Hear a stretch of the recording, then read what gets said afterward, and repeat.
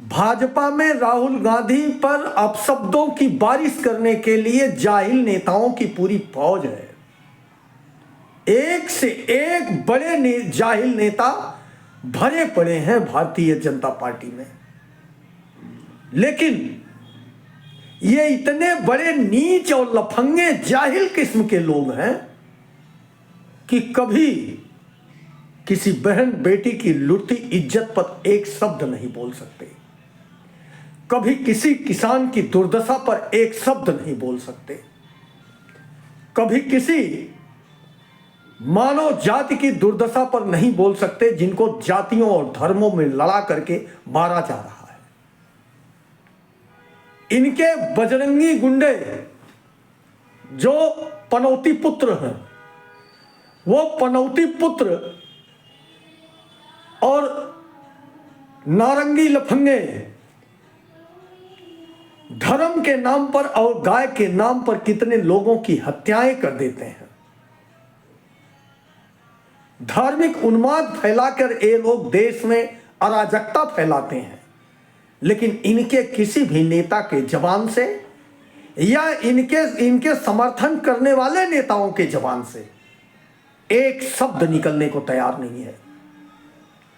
कोई व्यक्ति यह नहीं बता सकता कि उन्नाव रेप पीड़िता के समर्थन में एक भी भाजपाई नेता एक शब्द बोला हो या भाजपा को समर्थन देने वाली पार्टियों का एक भी नेता बोला हो।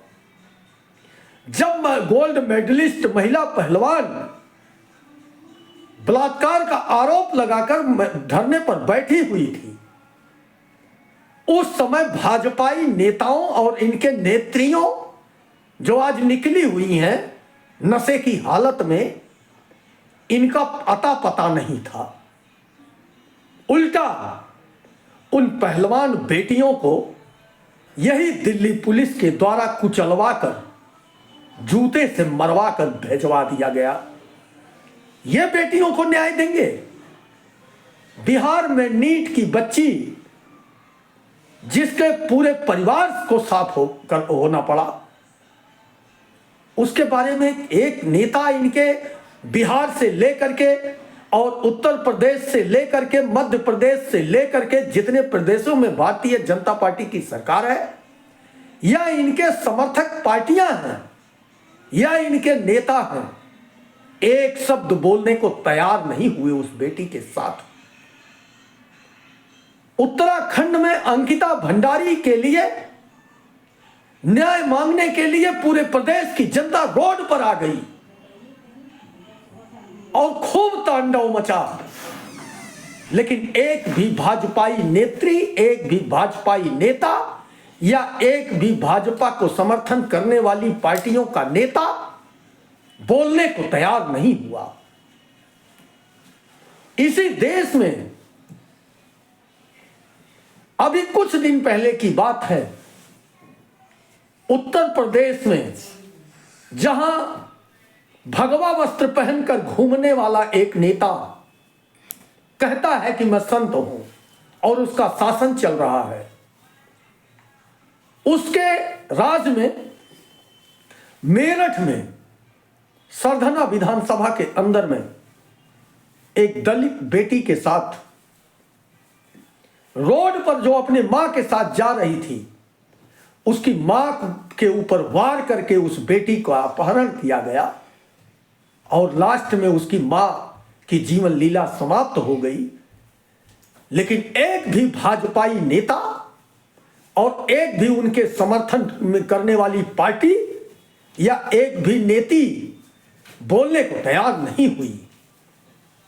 इनको केवल अपने जेब अपने पेट से मतलब है और भाजपा के दो नेताओं के, मात्र 2 गुजराती नेताओं के जूते चाटने के चक्कर में पूरे भाजपा में कुछ जाहिल नेता हैं जो मैदान में कूद जाते हैं कि मुझे बड़ा पद मिल जाए, मैं ऐसा कौन सा गाली दूं विपक्ष को और देश की जनता को कि जिससे मुझे बड़ा पद मिल जाए।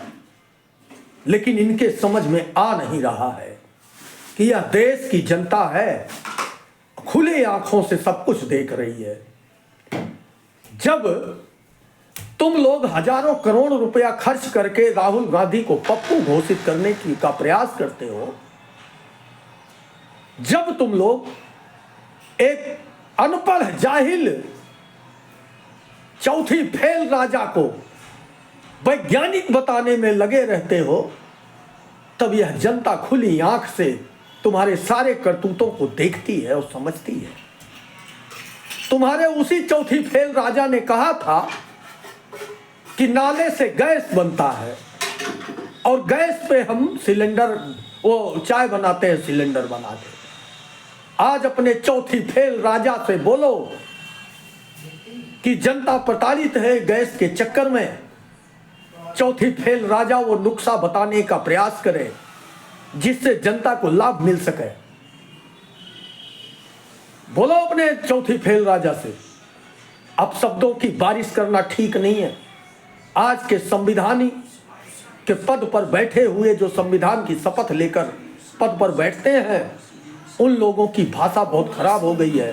वह अपने देश की जनता को कोई घुसपैठ पैठिया बता रहा, तो कोई पाकिस्तान भेजता है, कोई कुछ बोलता है, लेकिन कोर्ट कोई एक शब्द बोलने को कभी तैयार नहीं है। नमस्कार, जय संविधान।